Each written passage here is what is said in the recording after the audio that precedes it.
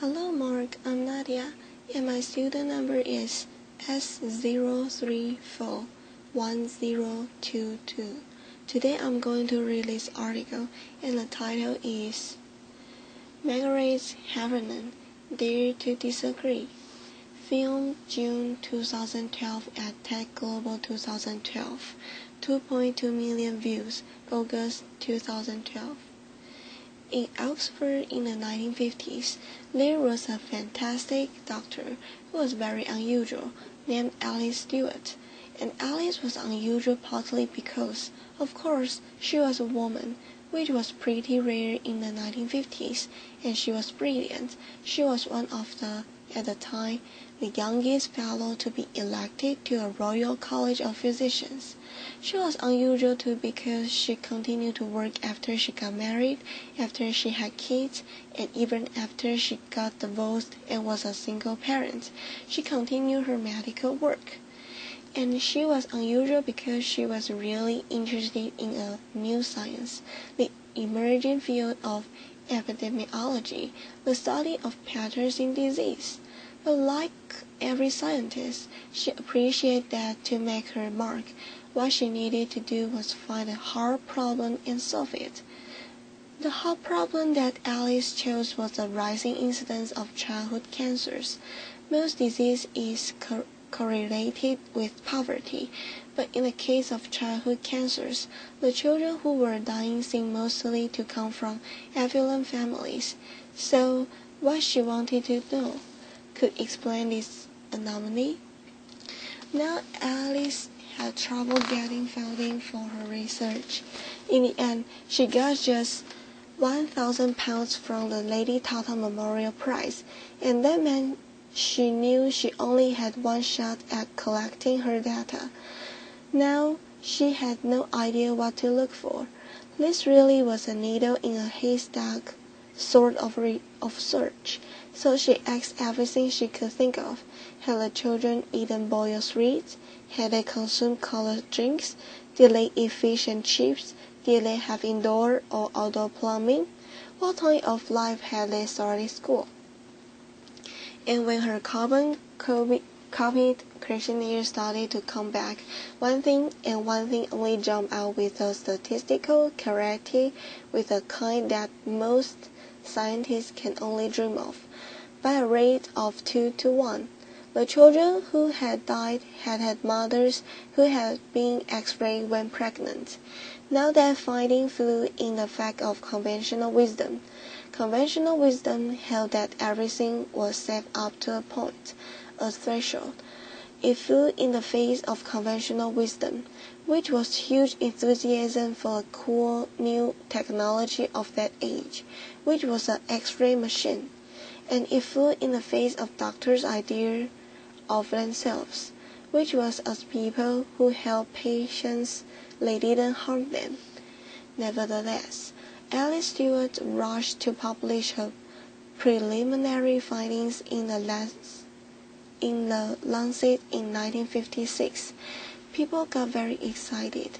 There was talk of a Nobel Prize, and Alice really was in a big hurry to try to study all the cases of childhood cancer she could find before they disappeared. In fact, she need not have hurried. It was fully 25 years before the British and American medical establishments abandoned the practice of X-raying pregnant women. The data was out there. It was open. It was freely available. But nobody wanted to know. A child awake was dying, but nothing changed. Openness alone can drive change. So for 25 years, Alice Stewart had a very big fight on her hands. So how did she know that she was right? Well, she had a fantastic model for thinking. She worked with a statistician named George Neal, and George was pretty much everything that Alice wasn't. So Alice was very outgoing and sociable, and George was a recluse. Alice was very warm, very empathetic with her patients. George frankly preferred numbers to people, but he said this fantastic thing about their working relationship. He said, "My job is to prove Dr. Stewart wrong." He actively sought this confirmation, different ways of looking at her models, at her statistics, different ways of crunching the data in order to disprove her. He saw his job as creating conflict around her theories, because it was only by not being able to prove that she was wrong that George could give Alice the confidence she needed to know that she was right. It's a fantastic model of collaboration, thinking patterns who aren't echo chambers. I wonder how many of us have, or dare to have, such collaborators. Alice and George were very good at conflict. They saw it as thinking. So what does that kind of constructive conflict require? Well, first of all, it requires that we find people who are very different from ourselves. That means we have to resist the neurobiological drive, which means that we'll really prefer people mostly like ourselves, and it means we have to seek out people with different backgrounds, different disciplines, different ways of thinking, and different experience, and find ways to engage with them. That requires a lot of patience and a lot of energy. And the more I've thought about this, the more I think, really, that's a kind of love, because you simply won't commit that kind of energy and time if you don't really care. And it also means that we have to be prepared to change our minds. Alice's daughter told me that every time Alice went head to head with a fellow scientist, they made her think and think and think again. My mother, she said, my mother didn't enjoy a fight, but she was really good at them.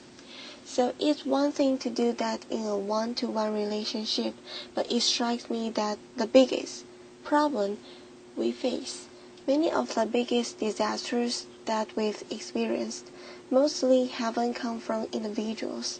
They've come from organizations, some of them bigger than countries, many of them capable of affecting hundreds, thousands, even millions of lives. So how do the organizations think? Well, for the most part, they don't. And that isn't because they don't want to. It's really because they can't. And they can't because the people inside of them are too afraid of conflict. In surveys of European and American executives, fully 85% of them acknowledged that they had issues or concerns at work that they were afraid to raise, afraid of the conflict that would provoke, afraid to get embroiled in arguments that they did not know how to manage, and felt that they were bound to lose.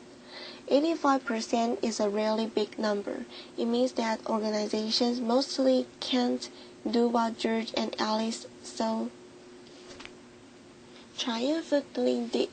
They can't think together, and it means that people like many of us who have run organizations and gone out of our way to try to find the very best people we can, mostly fail to get the best out of them. So how do we develop skills that we need? Because it does take skill and practice too. If we aren't going to be afraid of conflict, we have to see it as thinking, and then we have to get really good at it. So recently, we worked with an executive named Joe, and Joe worked for a medical device company. And Joe was very worried about the device that he was working on. He thought that it was too complicated, and he thought that its complexity created margins of error that could really hurt people. He was afraid of doing damage to the patients he was trying to help. But when he looked around his organization, nobody else seemed to be at all worried. So he didn't really want to say anything. After all, maybe they knew something he didn't. Maybe he looked stupid, but he kept worrying about it. And he worried about it so much that he got to the point where he thought the only thing he could do was leave a job he loved. In the end, Joe and I found a way for him to raise his concerns. And what happened then is what almost always happens in a situation. It turned out everybody had exactly the same questions and doubts. So now Joe had Alice. They could think together. And yes, there was a lot of conflict and debate and argument. But that allowed everyone around the table to be creative, to solve the problem, and to change the device. Joe was what a lot of people might think of as a whistleblower, except that like almost all whistleblowers, he wasn't crank at all. He was passionately devoted to the organization and the higher purposes that organization served. But he had been so afraid of conflict until finally he became more afraid of the silence. And when he dared to speak, he discovered much more inside himself and much more gift in the system than he had ever imagined.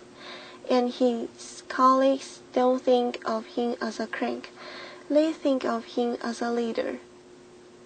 So, how do we have these conversations more easily and more often? Well, the University of Delft requires that its PhD students have to submit 5 statements that they are prepared to defend. It doesn't really matter what the statements are about. What matters is that the candidates are willing and able to stand up to authority. I think it's a fantastic system, but I think leaving it to PhD candidates is far too few people and way too late in life. I think we need to be teaching these skills to kids and adults at every stage of their development if we want to have thinking organizations and a thinking society. The fact is that most of the biggest catastrophes that we've witnessed rarely come from information that is secret or hidden. It comes from information that is freely available and out there, but that we are willfully blind to, because we don't want to handle the conflict that it provokes. But when we dare to break that silence, or when we dare to see, and we create conflict, we enable ourselves and the people around us to do our very best thinking. Open information is fantastic. Open networks are essential, but the truth won't set us free until we develop the skills and the habits and the talent and the moral courage to use it. Openness isn't the end, it's the beginning. Thank you for your listening.